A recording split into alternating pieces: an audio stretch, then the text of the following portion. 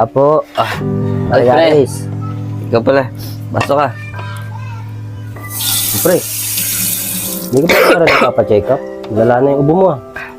Saka nakita ko yung anak mo. Sinasagot-sagot ka. Ganun lang talaga yun, pre. Sanay na ako dun. Tsaka, di pa rin talaga mapagpa-check up eh. Alam mo naman, yung budget ko, pangkain lang namin. Ilang araw akong hindi makapasok sa trabaho eh. Ganun mo pre. Yan mo pre, huwag kang mag-alala. Pupunta na lang ako kay boss. Baka makahingi tayo ng tulong sa kanya. Bakit ka nga pala napunta rito, pre? Ay pre, kaya ako napunta dito. Bibisitahin sana kita eh. Kasi nag-aalala ako sa iyo. Ilang araw ko nang hindi pumapasok. Ganun ba, pre? Salamat sa pag-aalala mo, pre. Ako ba pre, wala yun. Saka pagka kailangan mo ng tulong pre, ganyan lang naman ako. Tawagin mo na lang ako. Saka huwag kang mag-alala pre. Pupunta ako kay boss para makahingi ako ng tulong.